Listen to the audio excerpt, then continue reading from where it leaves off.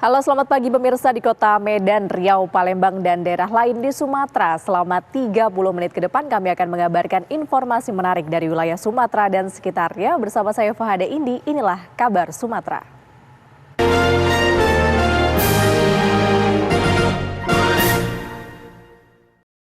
Pemirsa, warga Tanjung Balai, Sumatera Utara menjarah barang bekas yang diamankan oleh petugas Bea Cukai Teluk Nibung di Jalan Sudirman, Kota Tanjung Balai, Sumatera Utara. Barang bekas yang dijarah adalah sepatu bekas dan pakaian bekas. Warga berupaya mengambil kembali barang ilegal tersebut saat petugas akan mengangkut menggunakan truk. Nilai barang tersebut mencapai ratusan juta rupiah dan diselundupkan dari luar negeri melalui jalur laut. Petugas sempat kewalahan karena jumlah warga lebih banyak. Namun akhirnya Bea dan Cukai tetap berhasil menyita barang ilegal tersebut.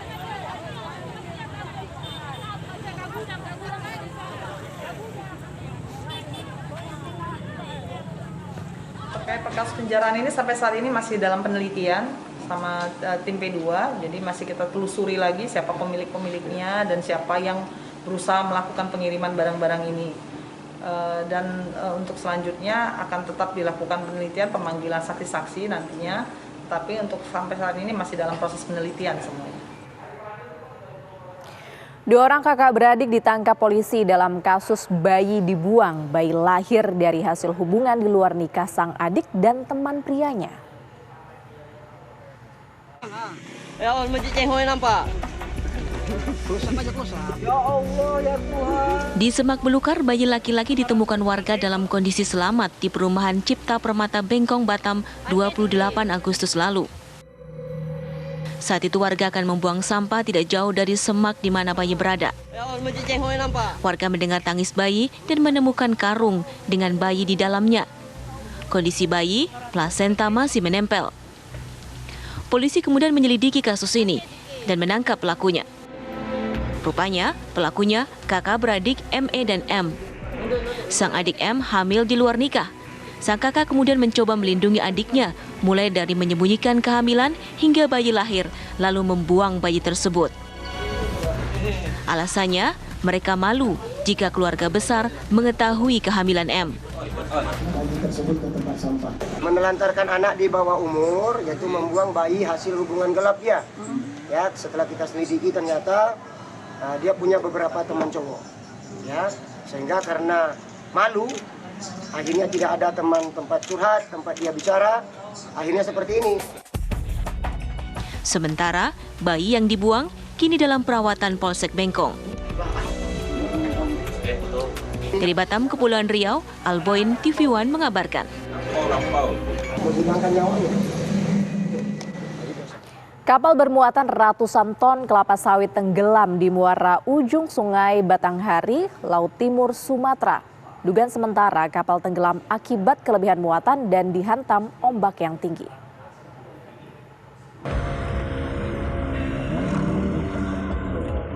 Kapal bermuatan ratusan ton kelapa sawit tenggelam di muara ujung Sungai Batanghari, Laut Timur, Sumatera. 2 ABK dan nahkoda dinyatakan hilang. Dugaan sementara kapal tenggelam akibat kelebihan muatan dan dihantam ombak tinggi. Bangkai kapal belum diketahui titik tenggelamnya karena diduga terbawa arus. ABK yang dinyatakan hilang bernama Rahmat, 25 tahun, dan Parman, 50 tahun, warga Ujung Jambung, Jambi. Tim Basarnas yang berada pos SAR Dini Papanjang sudah melakukan aksi untuk melakukan pencarian beserta dengan tim gabungan dari Polairut dan masyarakat di sana. Dalam pencarian, tim SAR juga dibantu para nelayan. Dari Jambi, Bayu Alfarizi, TV One mengabarkan.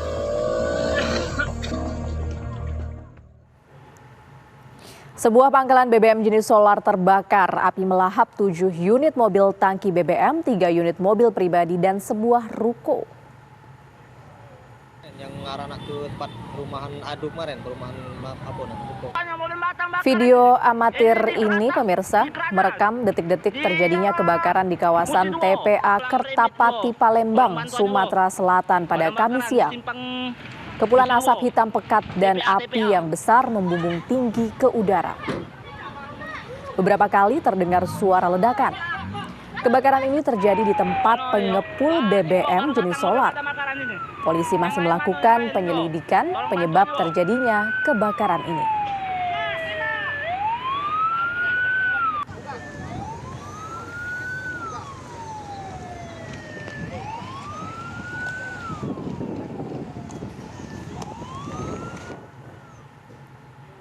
Dua orang ditangkap Polda Lampung dalam kasus tambang pasir ilegal. Polisi menyita sejumlah alat berat.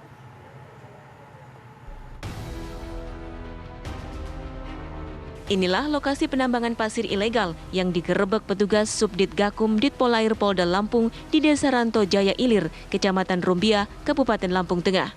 Petugas menyita mesin penyedot pasir, 2 buah kapal dan belasan kubik pasir. Penambangan pasir dilakukan oleh 2 orang, Wahyudin dan Zarkowi. Mereka sudah menambang selama 2 tahun di aliran Sungai Pegadungan. Menurut pengakuan mereka baru 1 kali ini menjalankan. Berapa lama tuh, Mas? Jalan 2 tahun ya? Jalan 2 tahun. Jalan 2 tahun. Ya. Baru 1 kali melakukan. Polda Lampung masih mengembangkan kasus ini untuk mencari tahu adanya kemungkinan pemodal maupun penambang serupa di wilayah lain. Polda Lampung masih mengembangkan kasus ini untuk mencari tahu adanya kemungkinan pemodal ataupun penambangan serupa di wilayah lain. Pemirsa, kabar Sumatera akan kembali usai jeda berikut ini.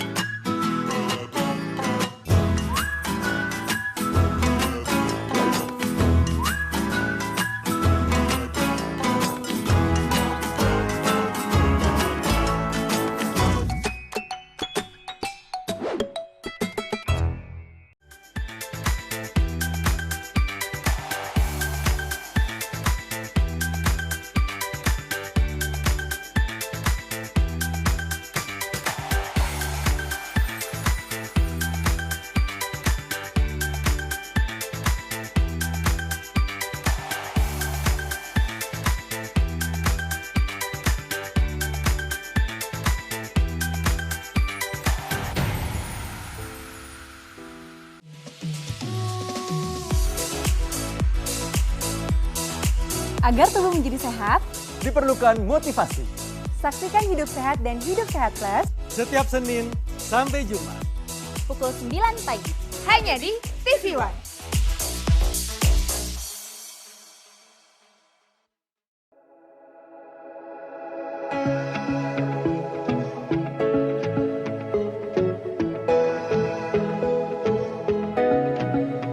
Aktual, faktual, dan lengkap adalah landasan sebuah berita menghasilkan perspektif secara tepat.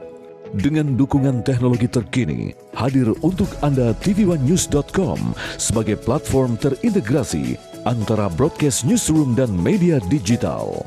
Akses segera tvOneNews.com melalui website maupun smartphone Anda berbasis Android dan iOS.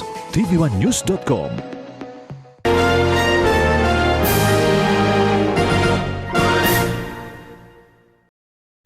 Pemirsa, 8 orang diamankan Komisi Pemberantasan Korupsi atau KPK dalam operasi tangkap tangan di Jakarta dan Semarang. Dalam kasus tersebut didapatkan barang bukti antara lain berupa uang tunai dalam pecahan mata uang asing.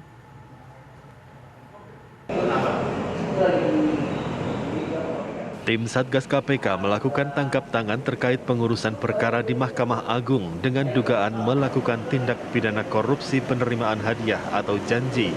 Saat ini sejumlah orang telah ditangkap dan dibawa ke Gedung Merah Putih untuk dimintai keterangan.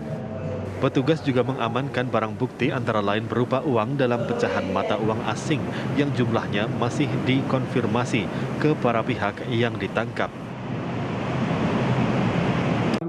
Tim KPK berhasil melakukan kegiatan tangkap tangan terhadap para pihak yang sedang melakukan tindak pidana korupsi berupa penerimaan hadiah atau janji terkait pengurusan perkara di Mahkamah Agung. Saat ini para pihak dimaksud telah diamankan dan dibawa Gedung Merah Putih KPK untuk dilakukan pemeriksaan berupa permintaan keterangan dan klarifikasi oleh tim KPK.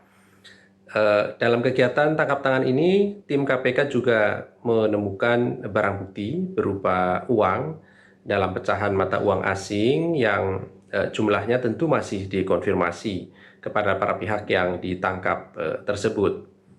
Perkembangan dari kegiatan tangkap tangan ini pasti kami akan sampaikan nanti setelah seluruh proses pemeriksaan terhadap pihak-pihak yang ditangkap telah selesai dilakukan. Sesuai undang-undang, KPK memiliki waktu 1 kali 24 jam untuk melakukan pemeriksaan. Setelahnya KPK akan mengumumkan siapa saja yang menjadi tersangka. Dari Jakarta, Muhammad Haris, TV One mengabarkan.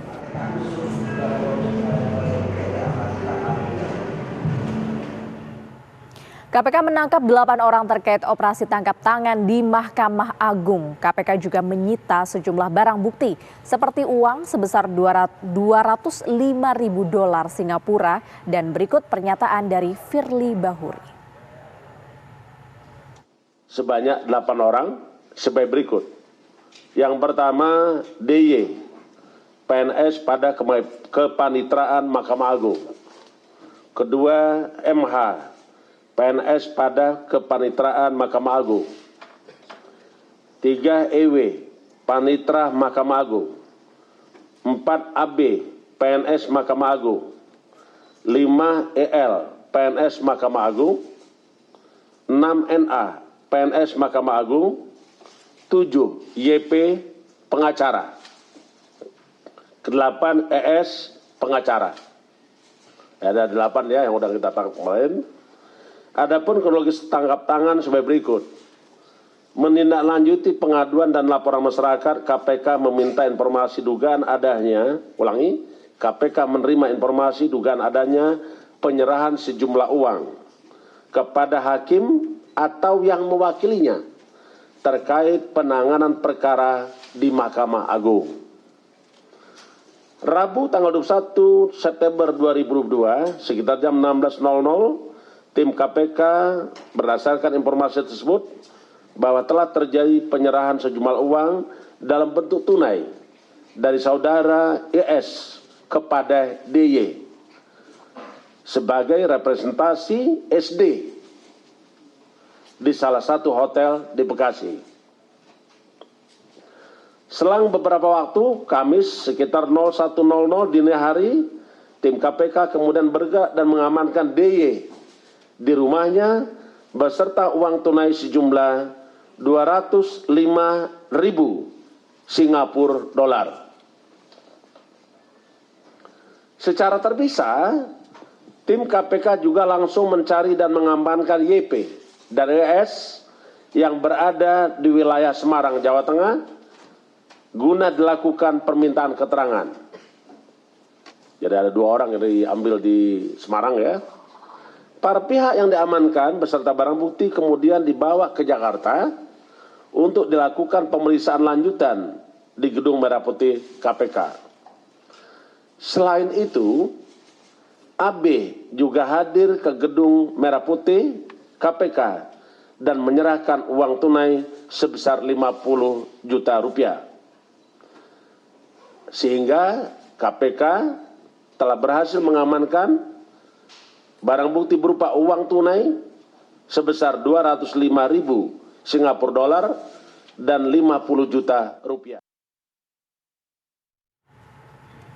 Menteri Dalam Negeri Tito Karnavian mengklarifikasi polemik surat edaran pejabat kepala daerah yang boleh memecat dan memutasi aparatur sipil negara.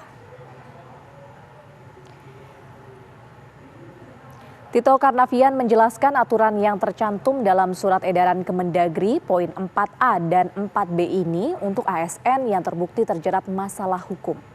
Pemecatan ASN dilakukan agar segera tidak terjadi kekosongan.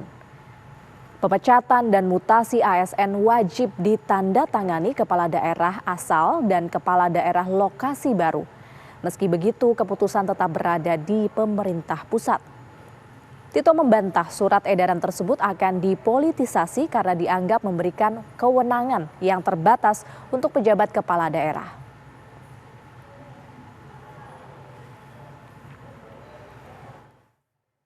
Maksud dalam EC itu memberikan kewenangan yang sangat-sangat terbatas karena teknis. Mensimplifikasikan birokrasi. Hanya dalam hal dua aja. Makanya saya minta SE itu dibaca di poin 4A dan 4B. Jangan 1, 2, 3-nya. 4A dan 4B. Itu intinya di situ sebetulnya. Yang lain pertimbangan. Yang di 4A itu intinya 1. Boleh memberhentikan ya untuk pejabat untuk ASN yang sudah jelas-jelas mereka terkena masalah hukum, misalnya ditahan oleh aparat penegak hukum, itu harus diberhentikan seketika. Beralih ke informasi lainnya, pemirsa, pengurangan pasokan LPG 3 kg mulai gencar dilakukan. Sebagai gantinya, pemerintah melalui perusahaan listrik negara akan memulai program konversi LPG 3 kg menjadi kompor listrik atau induksi bagi rumah tangga.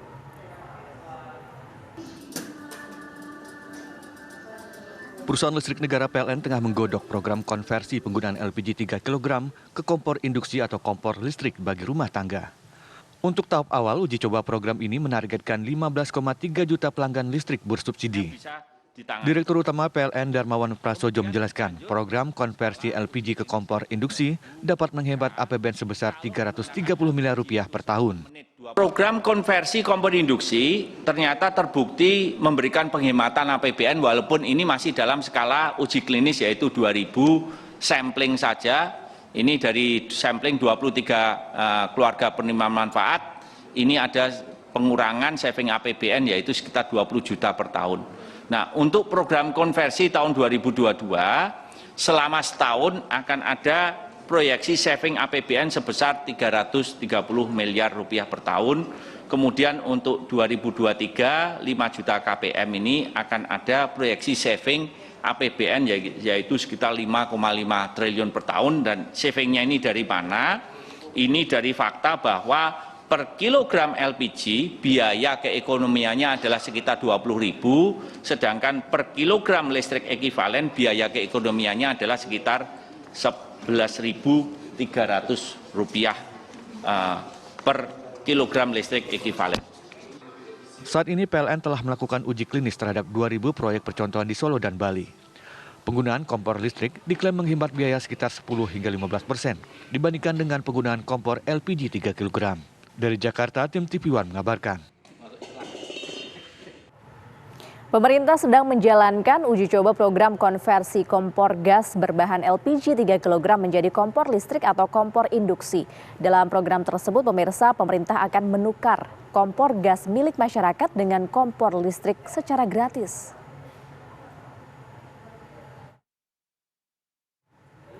Wacana peralihan kompor gas berbahan LPG 3 kg menjadi kompor listrik terus digodok oleh Kemenperin dan Komisi 7 DPR dalam rapat dengar pendapat yang berlangsung Rabu kemarin. Dalam kesempatan ini, Komisi 7 DPR meminta program tersebut dikaji lebih dalam, yakni terutama oleh pemerintah. Diharapkan program peralihan kompor gas ke kompor listrik tidak menimbulkan masalah baru bagi masyarakat. Salah satunya membuat tagihan listrik masyarakat membengkak. Harga teflon di pasar, kami udah browsing, Pak. 1.200 ya. Urusan program ini adalah program kebijakan PLN dengan Bapak Presiden. Tapi saya lihat sepertinya terlalu buru-buru gitu. Kok mendesak banget. Tadi menyampaikan katanya harga kompor induksi ini 1,5 juta. Boleh tanya enggak? sudah termasuk wajan sama panci, apakah tersedia berbagai ukuran? Kalau ibu-ibu tuh pasti baliknya ke situ. Belum lagi wajan pancinya mahal-mahal, Pak. Pemirsa, beragam kabar lainnya akan kami hadirkan usai jeda berikut. Sesaat lagi kami kembali.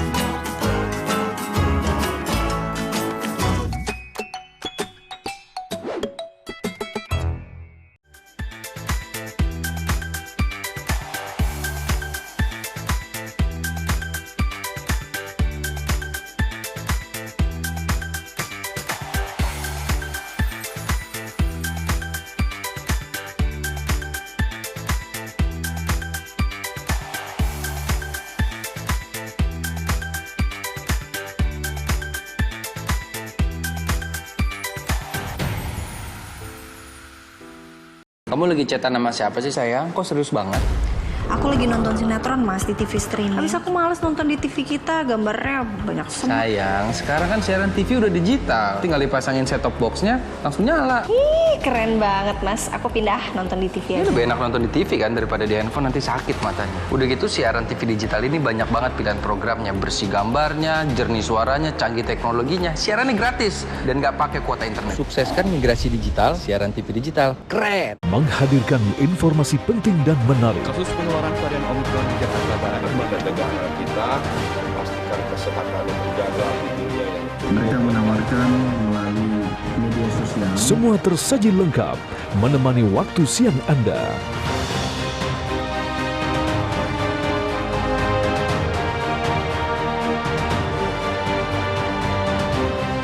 Saksikan kabar siang hanya di TV One. Menghadirkan tema terpilih. Sejumlah persiapan terus dilakukan jelang keberangkatan kloter pertama calon jemaah haji dari berbagai daerah. Salah satunya adalah persiapan asrama haji yang akan menyambut para jemaah haji. Informasi berimbang dan proporsional. Dukungan bagi para tokoh nasional untuk maju di pemilihan presiden 2024 terus bergulir. Kabar petang pilihan live di TV One. Assalamualaikum warahmatullahi wabarakatuh. Karena apapun yang dilakukan pemerintah, kalau rakyat tidak percaya, itu akan kehilangan trust. Saya percaya orang-orang yang duduk di pemerintahan tahu apa yang harus dilakukan. Peranan dari pemerintah daerah itu menjadi kunci memimpin untuk pelaksanaan penanggulangan COVID. Karena rumah sakit ini penuh, akhirnya tidak ada pilihan lain kecuali isolasi mandiri. Saksikan catatan demokrasi Selasa pukul 20 waktu Indonesia Barat live hanya di TV One. TV1news.com, portal web terintegrasi, aktual, cepat dan lengkap. Menyajikan berbagai informasi dengan inovasi digital terkini, berbagai kanal unggulan untuk Anda kunjungi. News, daerah, lifestyle, religi, dan kanal khusus G20. TV1news.com, aktual, cepat dan lengkap, layanan konten digital terbaik untuk Anda.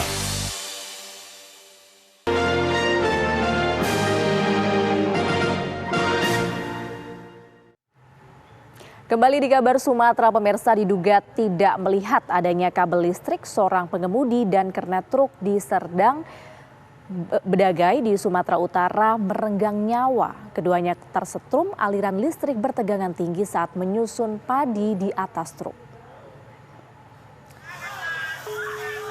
Inilah suasana ketika dua orang sopir dan kernet bus tersetrum listrik bertegangan tinggi di Dusun Barisan Siki Kalang, Desa Gelamsei, Serima di Kecamatan Bandar Kalipah, Serdang Bedagai.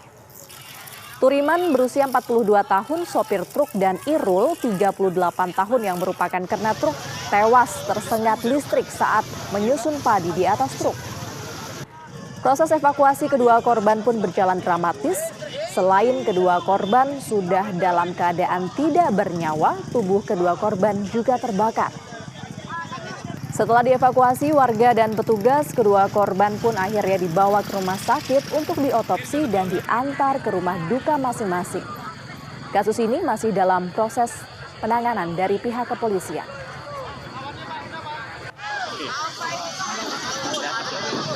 Ada kejadian pas lewat di Sungai Padang, Kilang Cisarima, kena tegangan tinggi arus listrik. Berapa orang korbannya, Pak? 2 orang, Pak, 2 orang. Setahu Bapak, kejadian ini mereka lagi ngapain, Pak, di sini, Pak? Kemungkinan dari informasi warga menyusun padi, Pak, menyusun padi. Pemirsa, akibat cemburu, seorang pria menganiaya kekasihnya. Korban bahkan diancam akan dibunuh.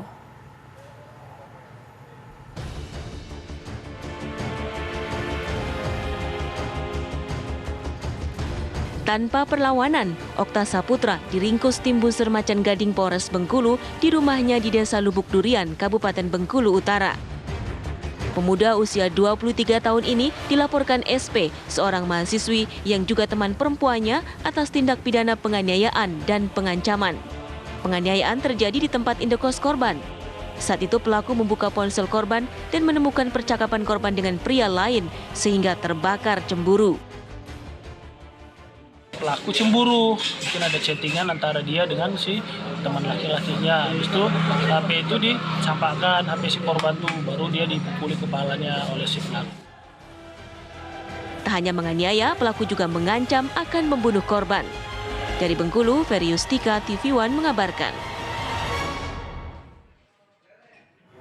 Sementara itu pemirsa, kasus anak perempuan berusia 12 tahun di kota Medan yang diduga mengalami pelecehan seksual hingga terkena HIV/AIDS menjadi perhatian khusus dari Polda Sumatera Utara. Polda Sumut akhirnya menurunkan tim untuk membantu Polrestabes Medan mengungkap kasus yang mendera bocah malang tersebut.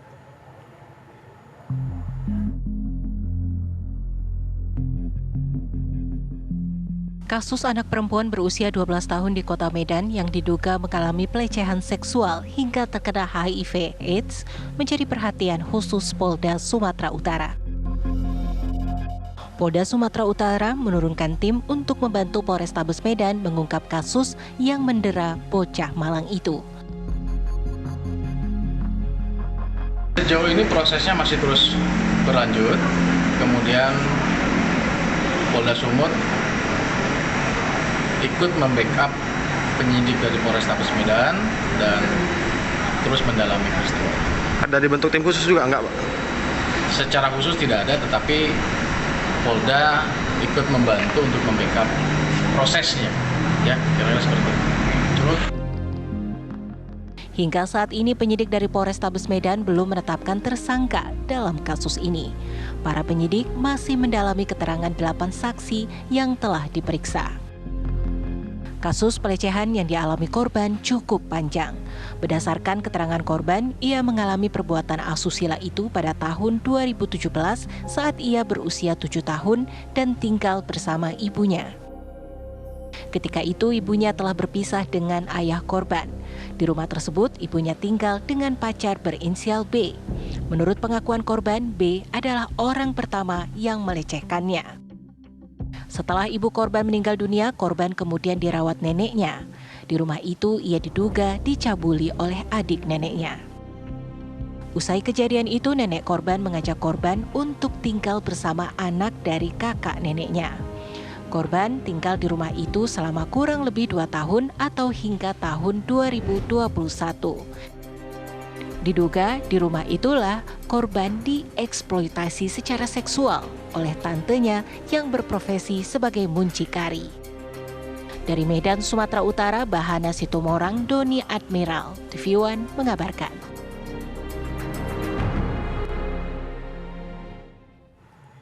Informasi tadi pemirsa sekaligus mengakhiri jumpa kita dalam Kabar Sumatera edisi hari ini. Saya Fahada Indi, mewakili seluruh kru yang bertugas, pamit undur diri. Terima kasih dan sampai jumpa.